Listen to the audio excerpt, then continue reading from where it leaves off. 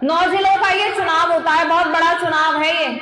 9 जिले इसमें आते हैं, एक एमएलसी होगा। और इस एमएलसी की पावर ये समझिए कि जैसे एक विधानसभा पर एक विधायक चुना जाता है ना, तो इसकी पावर बहुत बड़ी है।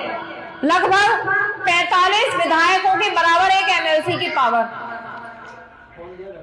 2 कमिश्नर। तो जितने भी सामान्य तौर पर देखा जाता है ग्रेजुएट लोग हैं, उन्हें ये नहीं पता कि हमें क्या करना है। हमारी भी एक अलग तरह की वोट होती है। तो ये एमएलसी के लिए ज्यादा से ज्यादा आप अपने क्षेत्र में जागरूकता फैलाइए कि अगर आपने 1 नवंबर 2022 तक, 1 नवंबर कितनी बताइए, 2022 तक अपनी स्नातक ग्रेजुएशन की पढ़ाई पूरी कर ली है, तो स्नातक मतदाता सूची में अपना नाम अवश्य पंजीकृत कराएं। तारीख का ध्यान रखना, 1 नवंबर 2022 तक ग्रेजुएट होना चाहिए वो व्यक्ति। देखिए, एमएलसी स्नातक की जो वोट बनवाने की अंतिम तिथि है वो 6 नवंबर 2025 है। एक बार दोहराइए, कितनी है? 6 नवंबर 2025। तो जल्दी हमारी टीम जो है वो आपसे संपर्क करेगी। अगर आपको हमारे ऑफिस का नंबर लिखना है तो आप वो लिख सकते हैं। ये है 7351।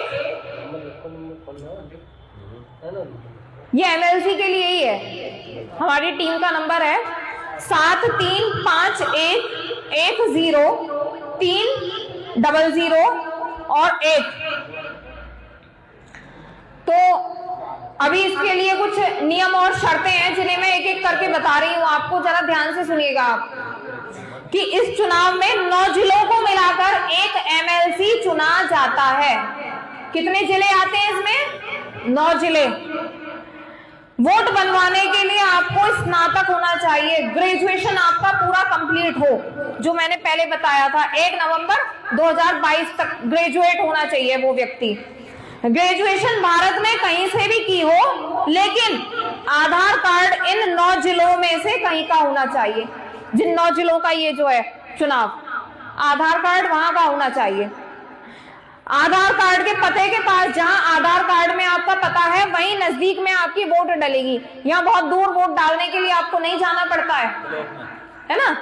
तो 9 जिले हैं जिसमें मेरठ, हापुड़, गाजियाबाद, नोएडा, बुलंदशहर, शामली, बागपत, मुजफ्फरनगर और सहारनपुर, ये 9 जिले आते हैं इस एमएलसी के लिए।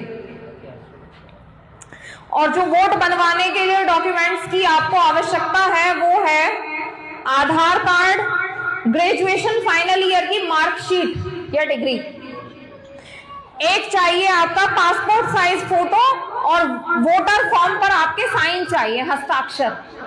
ये 4 चीजें आपको जरूरी चाहिए। ये चुनाव रविवार को होगा, संडे के दिन। संडे के दिन ये चुनाव होता है।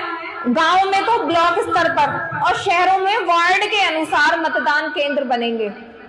बताइए, एक बार आप दोहराइए। गांव में ब्लॉक पर और शहरों में वार्ड के अनुसार मतदान केंद्र बनेंगे। और हर चुनाव में नई वोट बनती है। जैसे इस बार वोटिंग पंजीकरण का कार्यक्रम चल रहा है, तो अगले 6 साल बाद फिर से ये कार्यक्रम होगा। तो हर बार आपको नई वोट बनवानी पड़ती है इसमें, ठीक। इस चुनाव में कोई चुनाव चिन्ह किसी भी पार्टी का नहीं होता है, ये सबसे इंपॉर्टेंट बात है। चुनाव चिन्ह नहीं होता, सिर्फ जो कैंडिडेट है उसका नाम और उसका फोटो पहचानना होता है, और उसके सामने आपको 1 लिखना होता है, 1 नाम और फोटो पहचान कर। बस यही जानकारी थी जो मैं आपको दे रही हूं। एक नमूना कहाँ है, वो बैलेट पेपर का नमूना और लाओ। ये कहाँ हो भाई?